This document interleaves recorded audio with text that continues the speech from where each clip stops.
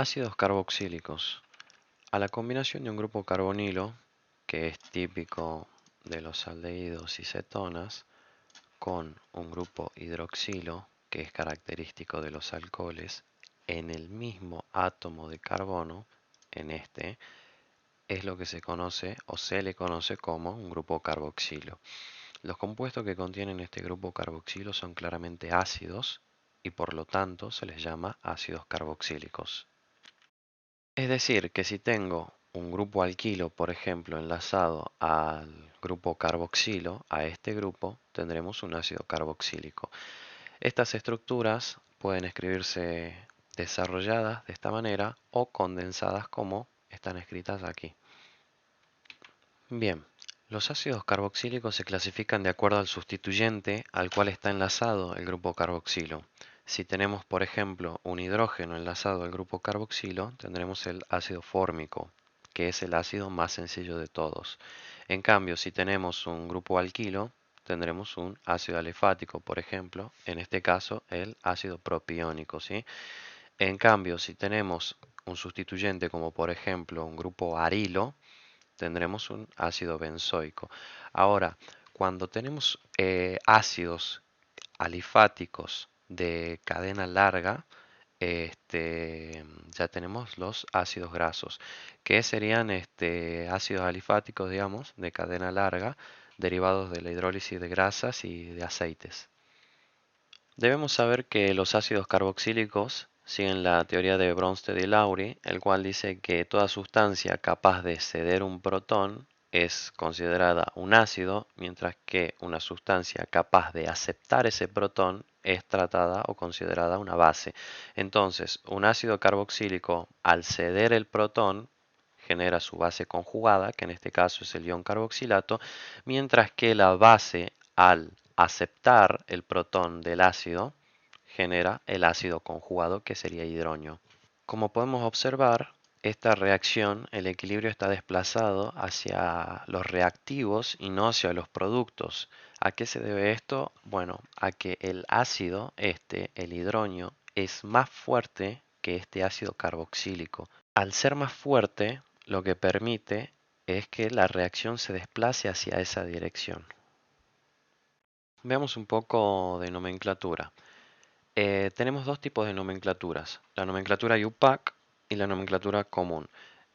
La nomenclatura IUPAC establece que a partir del alcano correspondiente, lo que vamos a hacer es sustituir la letra O del alcano por la terminación oico. Por ejemplo, metano, metanoico, etano, etanoico, propano, propanoico. Y agregarle la palabra ácido delante del nombre. Ácido metanoico, ácido etanoico, ácido propanoico.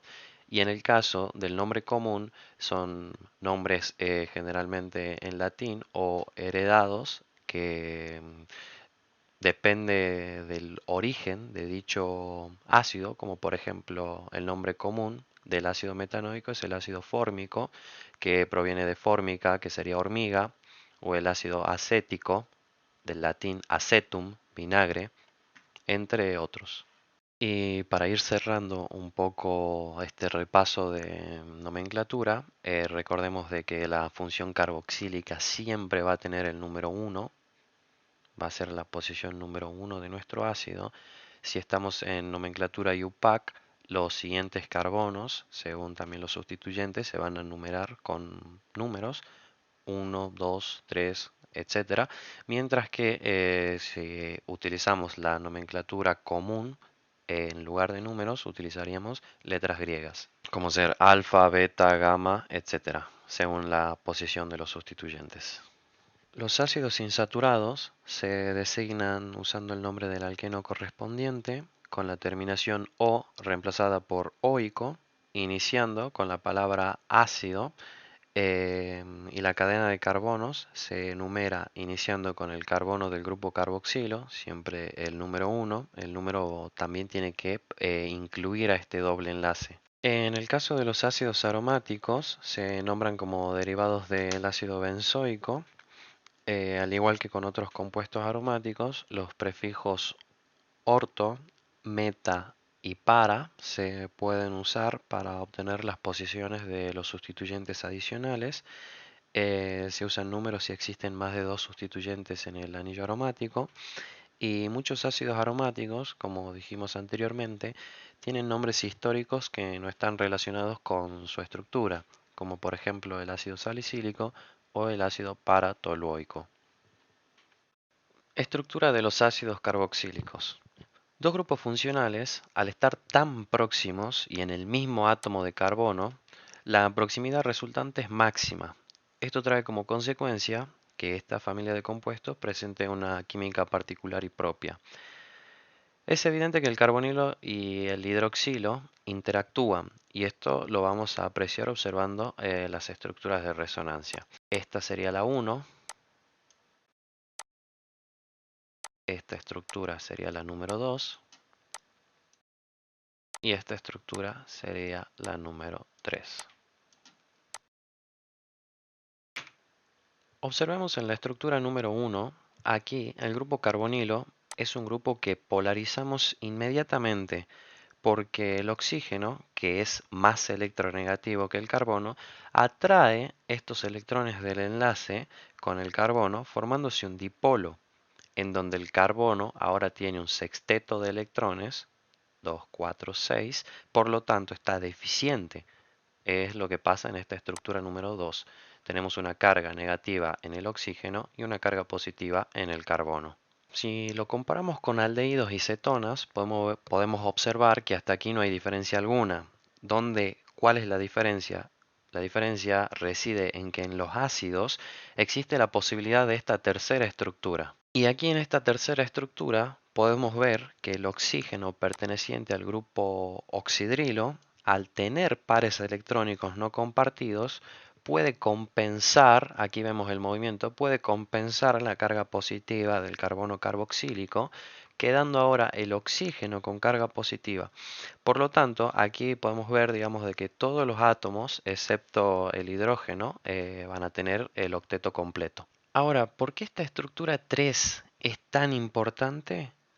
Aquí, como sabemos nosotros, la propiedad más importante que tienen estos compuestos es el de su acidez y es además la propiedad que lo diferencia de los alcoholes. Aquí en esta estructura 3, el oxígeno al estar positivo lo que va a hacer es atender a atraer los electrones del hidrógeno, es decir, los electrones que forman el enlace oxígeno-hidrógeno, va a tender a atraer esos electrones para compensar esa carga positiva y así liberándose este protón conduciendo a la ionización y dándole el nombre característico a estos compuestos. Es decir, que debido a esta carga positiva que se genera en esta estructura número 3, es como que le quita los electrones al enlace oxígeno-hidrógeno para compensar esta carga y se libera el protón.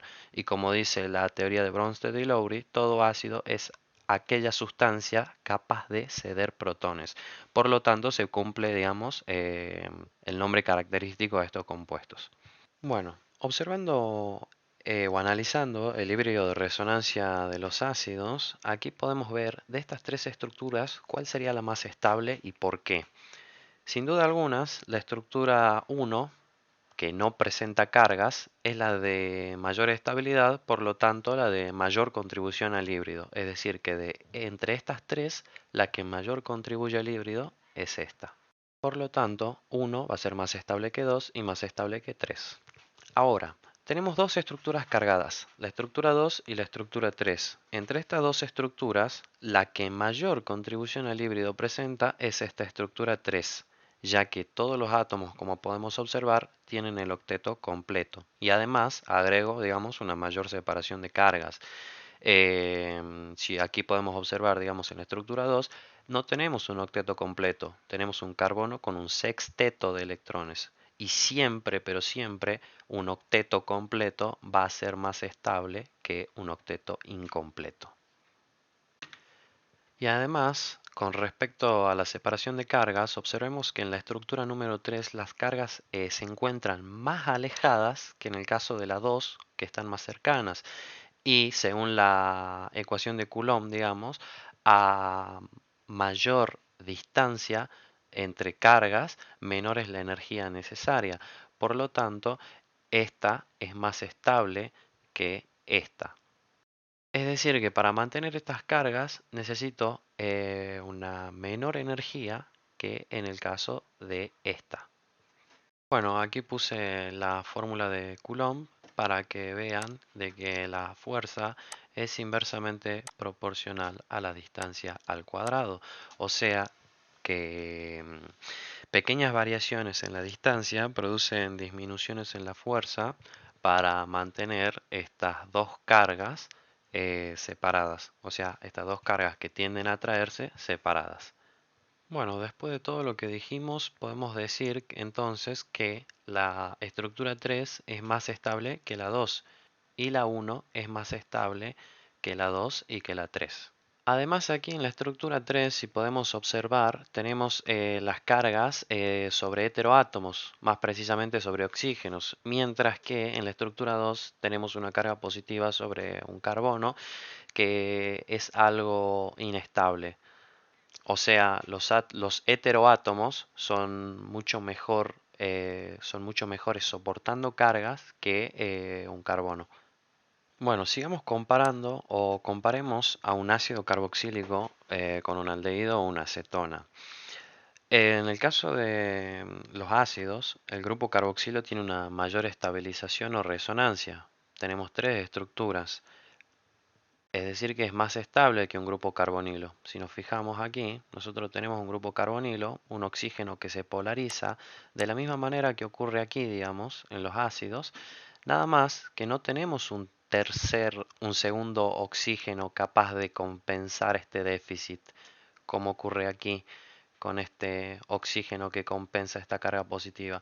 Por eso es que llegamos a tener solamente dos estructuras.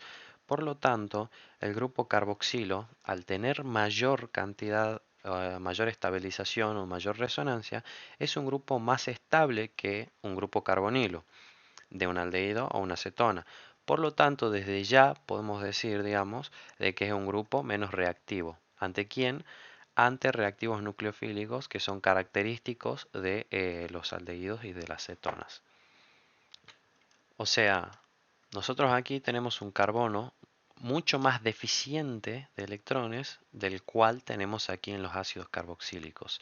Entonces, los ácidos carboxílicos, al no tener un carbono tan deficiente como ocurre en los aldehídos y cetonas, muchas de estas reacciones con los nucleófilos, por ejemplo una reacción con alcoholes, van a ser mucho más lentas y en la mayoría de los casos se va a terminar necesitando un catalizador. Y en el caso de otros nucleófilos, como por ejemplo un reactivo de Grignard, lo que va a ocurrir es que va a prevalecer la reacción típica de acidez, o sea, de formación ácido-base, y se va a liberar el alcano antes que la reacción de sustitución electrofílica al carbono carbonílico. O sea que el híbrido de resonancia nos está diciendo que prevalece la reacción de ionización sobre la reacción de adición de un nucleófilo al carbono deficiente. Antes de hablar sobre el punto de ebullición de los ácidos carboxílicos, comparemos el punto de ebullición de un alqueno, 2-metil-1-buteno, de una acetona, 2-butanona y de un alcohol, 1-butanol. Es de esperar que la butanona, cuyo momento dipolar es distinto de cero, tenga un punto de ebullición mayor que el 2-metil-1-buteno. Recordemos que el momento dipolar es una magnitud vectorial que se indica con una flecha. La punta de la flecha nos indica la distribución electrónica. Nos está indicando que en el oxígeno hay una mayor densidad de carga, una mayor densidad electrónica. El momento dipolar es el producto de la carga fraccional presente sobre cada átomo por la distancia que la separa. Y bueno, al haber una distribución asimétrica de los electrones, se crea un dipolo. En todos los compuestos con carbonilo vamos a ver este tipo de polarización por la tendencia de los electrones pi fuera de su electronegatividad que crea el aumento de densidad electrónica sobre el oxígeno y la disminución sobre el carbono. Y no tan solo tiene que ver la diferencia de electronegatividad entre los átomos para determinar la polaridad, sino que también tiene que ver la geometría de la molécula. Por ejemplo, en el dióxido de carbono se oponen como si fuese una resta entre dos vectores, ¿sí? Se anula porque la molécula es lineal. Bueno, retomemos ahora los puntos de ebullición. En el caso de los alquenos y de los alcanos, presentan fuerzas intermoleculares débiles, que son las fuerzas de London. Se crean por instantes en donde la distribución electrónica no coincide, el centro de carga positivo con el negativo. Hay una pequeña interacción, una interacción efímera, un dipolo inducido. En el caso de la butanona, tenemos una verdadera atracción dipolo-dipolo que es mucho más fuerte que las fuerzas de London. Y en el caso del butanol, el alcohol, aquí aparece la tercera fuerza más importante, que es el puente hidrógeno. Ahora, ¿por qué es tan importante el puente hidrógeno? Bueno, porque el hidrógeno, que es tan pequeñito, permite que los oxígenos, a pesar de tener densidad negativa, se aproximen. Y bueno, el butanol, además de tener un momento dipolar distinto de cero, presenta puente hidrógeno. Entonces, eso es lo que explica que los alcoholes tengan un punto de ebullición mayor que las cetonas o aldehídos y que los alquenos o alcanos. Bueno, ahora observemos qué pasa con el punto de ebullición de los ácidos carboxílicos. Aquí tenemos, por ejemplo, el butanol con un punto de ebullición de 141 grados centígrados. Es aproximadamente unos 20 grados más que el butanol, em, que es un ácido y un alcohol con un peso molecular relativamente comparable. Bueno, ahora observemos qué es lo que pasa en el caso de los ácidos carboxílicos con el punto de ebullición. Si podemos ver, aquí en el caso del butanol tenemos un punto de ebullición de 141 grados centígrados, que es aproximadamente unos 20 grados centígrados más que el 1-butanol. Es un ácido y un alcohol con un peso molecular relativamente comparable. Entonces ahora uno se pregunta, bueno, ¿qué es lo que tiene el ácido que no tiene el alcohol que me produzca esta diferencia de 20 grados centígrados? En el caso de los ácidos carboxílicos, lo que pasa es que tenemos dos oxígenos. Entonces, un ácido tiene la posibilidad de formar puente hidrógeno por el oxígeno aceptor y con el oxidrilo dador. Cuando el ácido está en estado líquido, forma una red de enlaces que evidentemente es mucho más importante que en los alcoholes.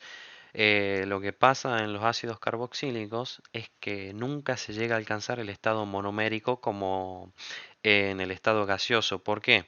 Porque a medida que se van rompiendo los enlaces, llega un momento en que lo mismo quedan unidas dos moléculas de ácido.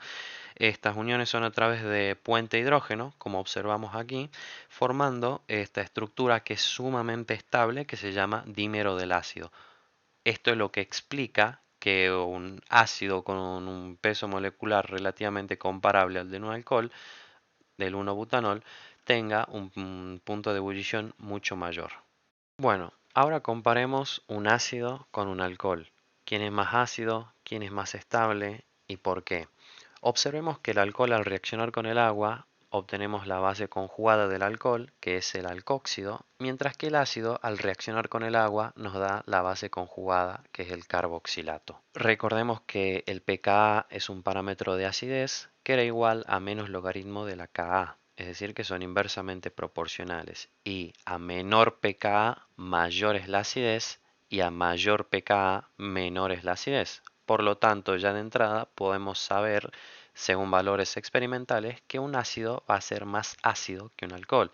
Es algo quizás un poco obvio, pero ¿cómo se explica esto? En ambos casos, la disociación, ya sea de un ácido o de un alcohol, involucra la ruptura del enlace oxígeno-hidrógeno. Pero la disociación de un ácido carboxílico va a producir un ion carboxilato, con la carga negativa aquí dispersa de manera equitativa sobre los dos átomos de oxígeno. Mientras que si la comparamos aquí con el ion alcóxido, la carga negativa está completamente sobre el oxígeno. Y entonces esta deslocalización es lo que va a hacer al ion carboxilato más estable que el ion alcoxio. Por lo tanto, ya podemos deducir, digamos, de que la disociación de un ácido carboxílico a un ion carboxilato va a ser menos endotérmica que la disociación de un alcohol a un ion alcóxido. Recordemos también que ácido débil, base conjugada fuerte, por lo tanto, al tener esta base conjugada, es decir, el carboxilato, al ser más estable que el alcóxido, o sea, a mayor estabilidad de la base conjugada, mayor será la acidez del compuesto, del ácido. Por lo tanto, como el carboxilato es más estable que el alcóxido, el ácido carboxílico respectivo será más ácido que el alcohol mismo.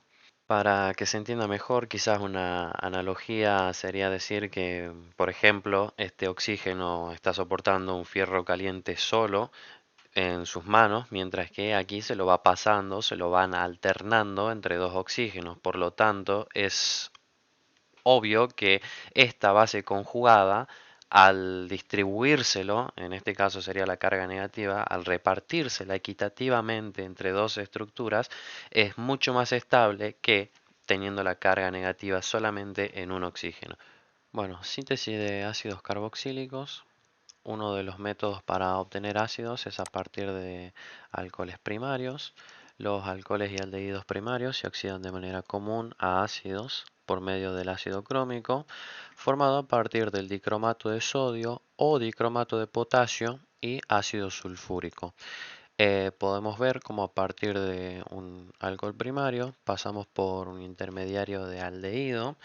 Este aldehído lo colocamos entre corchetes porque en las condiciones que nosotros vamos a usar para la oxidación, o sea, el aldehído no se llega a aislar, pasamos directamente al ácido carboxílico.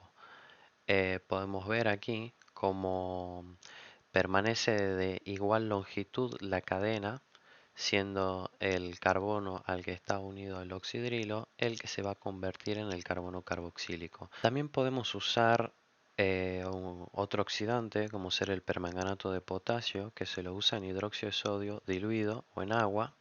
Y en el caso del ácido crómico, el dicromato de sodio o dicromato de potasio, en cualquiera de estos casos, el cromo está en un estado de oxidación de 6 y pasa a 3, es decir, que se reduce, y si se reduce es un agente oxidante, por lo tanto debe oxidar a alguien. ¿A quién oxida? Al alcohol. ¿Hasta qué? Hasta ácido, pasando obviamente por un intermediario de aldehído que no se aísla.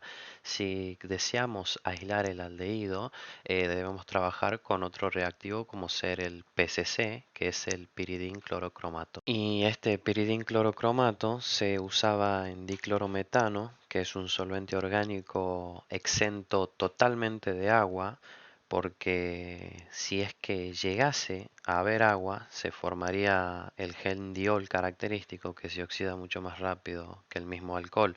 Entonces no se aislaría el aldehído en condiciones acuosas. Por esas razones que se usa como solvente el diclorometano. Observemos el caso del 2-etil-1-hexanol. Se puede deducir fácilmente que este compuesto, por la cantidad de carbonos que presenta, será insoluble en agua. Una manera de solubilizarlo es convirtiéndolo en su sal. Sabemos que una de las características que tienen las sales es que son solubles en agua. Entonces, se puede usar este método, esta conversión a sal, para identificar y purificar fácilmente un ácido. En este caso, al trabajar con permanganato de potasio, que es un agente oxidante, como dijimos anteriormente, en medio básico no obtenemos el ácido en sí, sino que obtenemos la base conjugada, es decir, la sal, y esta es soluble en agua.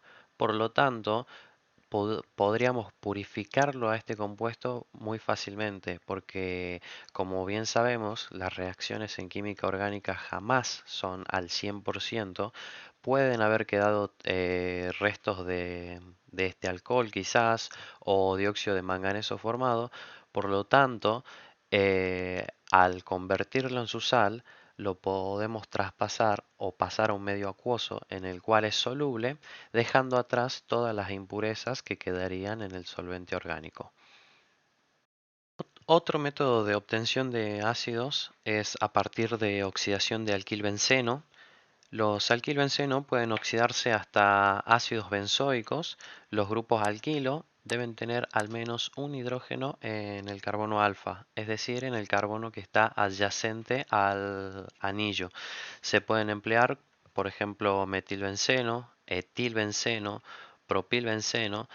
Sin embargo, el producto siempre será ácido benzoico. El resto de los carbonos restantes, se eliminan como dióxido de carbono. Siempre el producto será ácido benzoico. Se oxida solamente el primer carbono y bueno, el resto de la cadena no le queda más que romperse. Se puede utilizar permanganato de potasio caliente en medio alcalino o ácido crómico para dar en todos los casos la sal del ácido benzoico, y un posterior tratamiento con ácido clorhídrico acuoso conduciría, digamos, a la obtención del ácido. También en el caso de que el compuesto presente un sustituyente, como ser un cloruro o un grupo nitro, debe ser resistente a la oxidación.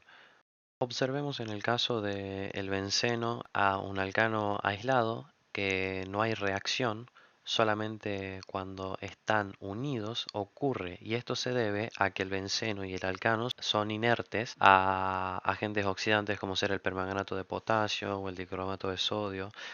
Sin embargo, lo que ocurre aquí es que el anillo sensibiliza a la cadena alifática para la oxidación. La cadena lateral se termina oxidando por completo, quedando solamente un grupo carboxilo, que sería este, que indica la posición de la cadena original, y los demás se van como dióxido de carbono. En este caso, con este sustituyente unido al benceno, tampoco hay reacción. ¿Por qué?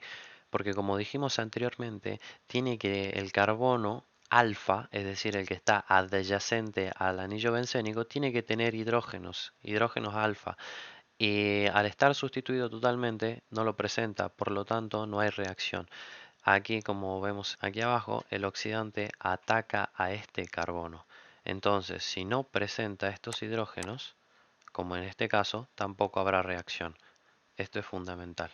¿Y por qué ocurre este ataque? El oxidante equivale a un reactivo electrofílico. Se puede decir esto en forma general porque el oxidante es el que se reduce y necesita electrones para reducirse. Por lo tanto, va a atacar a zonas con alta densidad electrónica. ¿Y por qué a este carbono o a este lo podemos asociar como los de alta densidad, los de mayor densidad electrónica? Evidentemente es por la presencia de este anillo que, como dijimos, sensibiliza a la cadena lateral. Este carbono marcado con un círculo rojo es un carbono sp2, que es más electronegativo que un carbono sp3. Esto lo que crearía sería un efecto inductivo, como bien lo marca la flecha, un efecto inductivo atractor que favorece la pérdida de este protón lábil, y al perderse aumenta la densidad electrónica sobre este carbono. ¿Sí? Aquí podemos ver la pérdida del protón. Este carbono se puede estabilizar perfectamente por resonancia. Los hidrógenos bencílicos son lábiles. Cualquiera sea la característica del carbono bencílico, ya sea anión, catión o radical libre, va a poder estabilizarse, o sea, deslocalizarse con el anillo, cosa que nunca va a ocurrir con un carbono beta o un carbono gamma. Por eso se dice que el anillo sensibiliza a la cadena lateral. Entonces, como conclusión, llegamos a que cualquiera sea el alquil benceno, siempre tiene que tener hidrógenos alfa para poder obtenerse así los ácidos benzoicos. Carbonatación de reactivos de Grignard como siguiente método para la obtención de ácidos carboxílicos. Los reactivos de Grignard actúan como nucleófilos fuertes, adicionándose a los grupos carbonilo de las cetonas y aldehídos. Eh, de igual forma, los reactivos de Grignard se adicionan al dióxido de carbono para formar sales de magnesio de ácidos carboxílicos.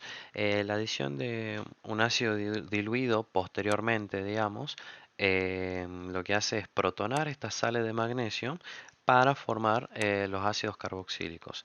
Este método es útil debido a que convierte un grupo funcional haluro de alquilo o arilo a un grupo funcional ácido carboxílico con un átomo de carbono adicional.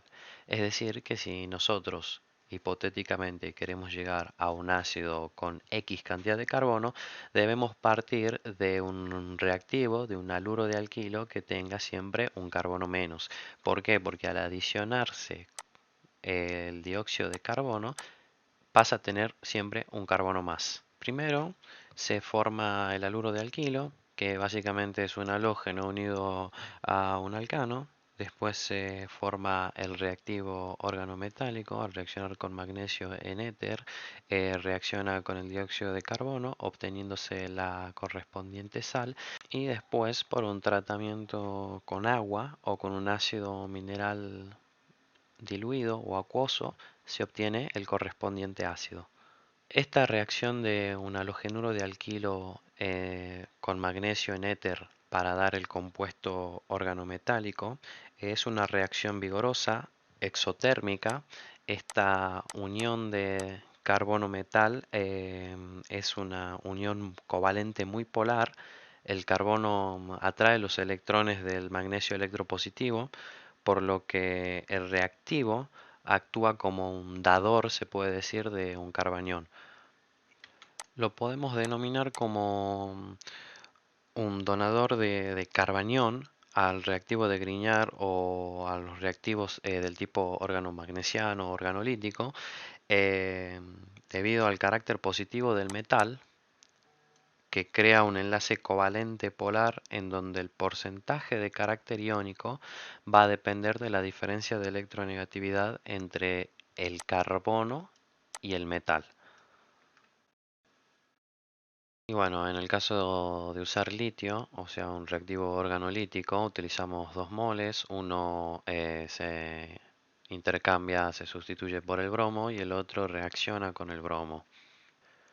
Generalmente, cuando los reactivos de Grignard o un reactivo organolítico reacciona con un aldehído o una acetona, los productos suelen ser alcoholes. Sin embargo, obtenemos ácidos debido a que estamos trabajando con dióxido de carbono, que podría considerarse una dicetona, pero para otros casos se obtendrían alcoholes y no ácidos.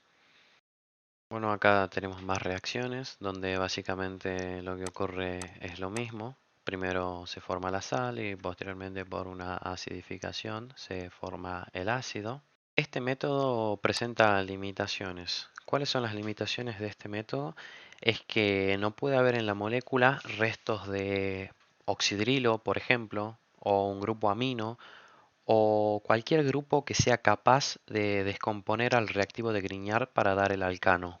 Si observamos en la escala de acidez, podemos ver que los alcanos son unos ácidos muy débiles, tienen un pKa de 50 aproximadamente. Recordemos que a mayor pKa menor es la acidez y como dijimos anteriormente, el pKa de un ácido carboxílico rondaba aproximadamente los 5, mientras que el de un alcohol iba entre 18 o 20 aproximadamente. El de un alcano es de 50, es decir, que es un ácido bastante débil. Por lo tanto, podemos deducir que su base conjugada será muy fuerte, es decir, el carbanión será muy fuerte. O sea que fácilmente el reactivo de Grignard se puede considerar la base conjugada de este ácido tan débil, y este ácido tan débil fácilmente puede ser desalojado del reactivo de Grignard y por lo tanto la presencia de algún grupo como ser el oxidrilo imposibilita el uso de esta reacción para obtener ácidos carboxílicos. Estas reacciones no sufren limitaciones, digamos, por el tipo de halogenuro de alquilo, pero sí por la presencia de otros grupos funcionales en la molécula. Bueno, la hidrólisis de nitrilos es otro método para obtener ácidos carboxílicos a partir de un haluro de alquilo o tosilato. haciéndolo reaccionar con cianuro de sodio en acetona, se obtiene un nitrilo con un átomo de carbono adicional y una posterior hidrólisis ácida o básica nos da como resultado el correspondiente ácido carboxílico. Este método presenta limitaciones y es que se limita a los haluros y tosilatos que son electrófilos SN2 buenos, es decir, que sean por lo general primarios y no impedidos. El halogenuro no puede ser ni aromático ni terciario y con los secundarios da muy bajo rendimiento. Y bueno, como tenemos cianuro de sodio, el nucleófilo sería la base conjugada del ácido cianhídrico, es decir, el cianuro. El ácido cianhídrico es un ácido débil de pKa 9,2 aproximadamente. Si lo comparamos al de un ácido carboxílico, que es de 4 o 5 más o menos, podemos decir que un ácido carboxílico es mucho más ácido que el ácido cianhídrico. Y entonces decimos que el ácido cianhídrico es un ácido débil. Como es un ácido débil, su base conjugada, el cianuro, será una base fuerte, una base conjugada fuerte. ¿Y qué significa que la base conjugada sea fuerte? Que puede producir eliminación con mucha facilidad. Observemos los siguientes ejemplos. Aquí tenemos un halogenuro de alquilo primario por mecanismo de SN2 si da la reacción de nitrilos. Aquí pasa exactamente lo mismo, a pesar de tener un doble enlace, este carbono sigue siendo sp3, por lo tanto puede dar una sustitución nucleofílica SN2. En este caso se produciría una eliminación, que no es lo que estamos buscando. Aquí claramente no hay reacción.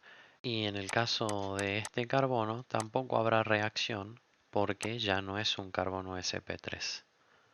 Bueno, acá tenemos hidrólisis de nitrilos, catalizada tanto por ácidos como por bases. La hidrólisis ácida y básica de nitrilos va a conducir siempre a amidas y según las condiciones de reacción, la amida también se termina hidrolizando, dando el ácido o la sal correspondiente, o sea, el carboxilato. La amida sería un intermediario y a diferencia de lo que vimos en oxidación de alcoholes primarios que teníamos un intermediario del aldehído, en este caso las amidas, regulando las condiciones de reacción, sí pueden llegar a aislarse. Este proceso se lo conoce como hidrólisis parcial de nitrilos. Si trabajamos en estas condiciones, en ácido clorhídrico diluido, en agua y un leve calentamiento, durante una hora aproximadamente, obtendremos la amida. Ahora, si trabajamos con condiciones más severas, un ácido sulfúrico a 100 grados centígrados y durante 3 horas, ya directamente obtendremos el ácido carboxílico. Bueno, veamos un poco del mecanismo de la hidrólisis ácida. Recordemos que siempre que veíamos un carbonilo, ya sea de un aldehído o una acetona, inmediatamente polarizábamos. Es decir, que hacíamos el movimiento de electrones hacia el oxígeno, porque el oxígeno es más electronegativo que el carbono. Eso es lo que venimos haciendo. El carbono sería el centro deficiente, quedando con un delta más, y el oxígeno, el de alta densidad electrónica, con un delta menos. En el caso de los nitrilos, también observamos enlaces múltiples, solamente que aquí tenemos un triple enlace. El enlace, en este caso, el nitrilo es más electronegativo que el carbono. El enlace va a estar menos polarizado que el de un carbonilo porque el nitrógeno es menos electronegativo que el oxígeno. Entonces, a fin de cuentas, digamos, tendremos un delta menos sobre el nitrógeno y un delta más en el carbono. Cuando tenemos grupos funcionales con enlaces múltiples, como ser en este caso, donde tenemos un átomo más electronegativo que otro, estas reacciones pueden ser catalizadas, ya sea por ácidos o usando bases más fuertes que el agua. Y aquí podemos ver cómo, gracias a la presencia de un ácido, o sea, al protonar el nitrógeno, se forma un ácido conjugado. O sea, esta sería una reacción ácido-base. ¿Y qué es lo que genera esto? O sea, para observar mejor el efecto que genera este ácido, observemos la resonancia. Aquí el efecto del ácido, sin lugar a dudas, ha sido aumentar la electrofilia del carbono. ¿Por qué? Porque ocurre este movimiento de electrones para compensar esa carga positiva del nitrógeno, quedando el carbono deficiente de electrones. O sea, protonamos el nitrógeno, logramos que atraiga los electrones pi, creando la deficiencia sobre el carbono, y esto favorece el ataque del agua a este carbono a través de los pares electrónicos del oxígeno. O sea, este ataque del agua al carbono que quedó deficiente justamente por este movimiento para neutralizar esta carga. Espero que se entienda. Y bueno, luego por una tautomería obtenemos la amida. En el proceso llamado tautomería hay movilización de protones. Un protón sale de la molécula y entra otro del medio, y no hay traslado de un átomo a otro en la misma molécula. O sea, en este proceso, la protonación inicial del nitrógeno, esta, va seguida por el ataque nucleofílico del agua. Eh, a continuación se pierde un protón para formar un intermediario, o sea, se pierde un protón de aquí tenemos agua y queda como oxidrilo. Y eh, este intermediario es la forma tautómera de la amida. O sea, la tautomería de este lo que hace es dar la amida. Y la amida se hidroliza al ácido. Bueno, continuamos con el mecanismo de la hidrólisis ácida. Como vimos, ya formamos la amida por tautomería de este compuesto. Ahora vemos qué es lo que pasa con esta amida. Aquí un detalle importante es que en los mecanismos ponemos protón, pero en realidad no existe el protón desnudo, lo que existe es hidronio. En este caso, el agua más el ácido clorhídrico que agregamos, por ejemplo, nos termina dando cloruro de hidronio, es decir, sería el hidronio en sí. Aquí hacemos una protonación y vemos que se termina protonando el oxígeno.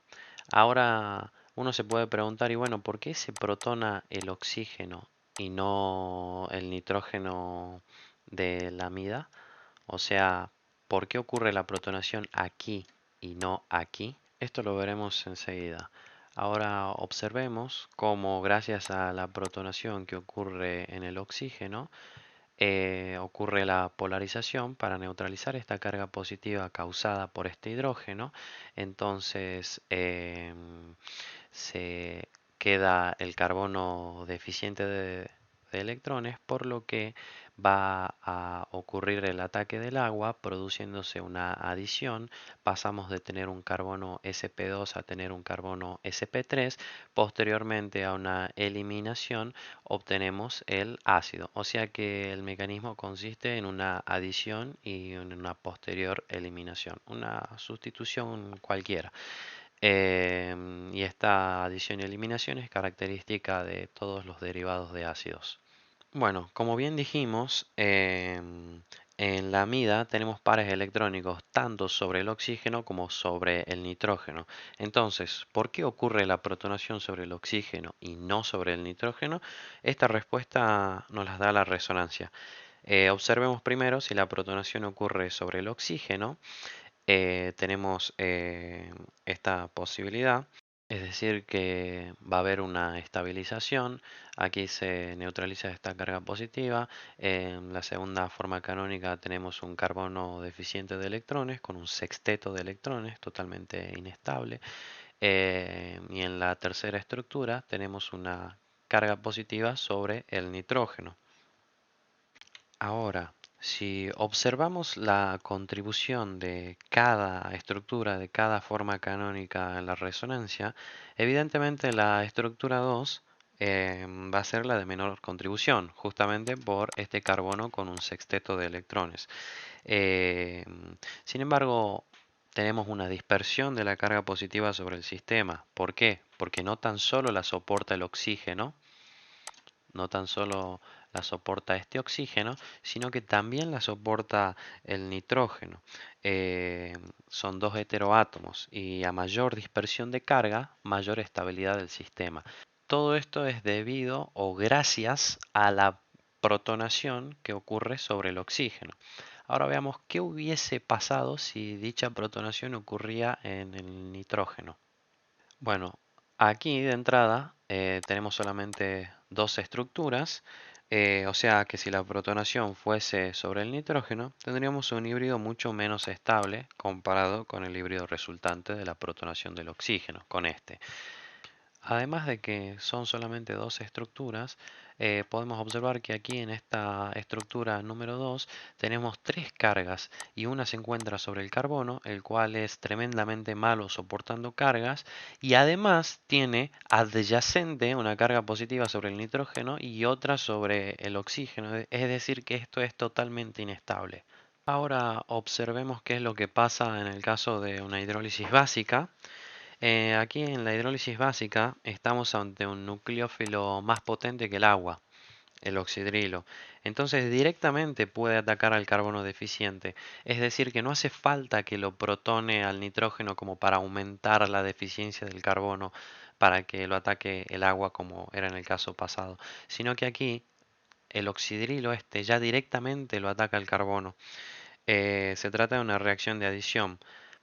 Y bueno, después ocurre el reordenamiento, la tautomería, de manera tal que se obtiene la amida, y la amida ahora se tiene que hidrolizar a la sal del ácido, ya que estamos en un medio alcalino. No podemos llegar al ácido directamente porque estamos en un medio alcalino. Es decir, que tenemos que hacer una posterior hidrólisis ácida.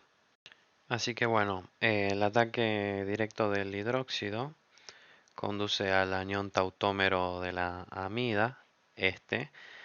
A continuación la protonación va a conducir a la amida, esta, que se hidroliza con más base. El mecanismo comienza con el ataque del ion hidróxido al carbono electrofílico del nitrilo, seguido de una tautomería que produce la amida. Esta se hidroliza en el medio básico generando el carboxilato. Bueno, aquí podemos observar un resumen de los métodos de obtención de ácidos carboxílicos. Si usamos un agente oxidante, como será el permanganato, partiendo del alcohol, obtenemos un ácido de igual número de átomos de carbono. Ahora, si tenemos un alcohol y usamos alguno de estos agentes halogenantes, como ser tricloruro de fósforo, pentacloruro de fósforo o cloruro de tionilo, obtendremos el halogenuro de alquilo correspondiente, en donde se sustituye el oxidrilo por el cloruro. Una vez que tenemos el halogenuro de alquilo, tenemos dos métodos. Uno, ir por reactivo de Grignard, es decir, lo hacemos reaccionar con magnesio en éter, generando este reactivo que posterior a una reacción con dióxido de carbono nos da el ácido correspondiente con un átomo de carbono más que el de partida, es decir que si este alcohol tenía 3 átomos de carbono, el ácido llegará a tener 4. Y el otro método de obtención que también obteníamos con un átomo más de carbono es a partir de nitrilos. Reaccionaba el halogenuro de alquilo con cianuro de sodio por un mecanismo de sustitución nucleofílica bimolecular y obteníamos este compuesto que al hidrolizarse, si estaba en medio ácido, nos daba el ácido, y si estábamos en medio básico, obteníamos la sal del ácido carboxílico o la base conjugada, que por una posterior hidrólisis nos daba el ácido.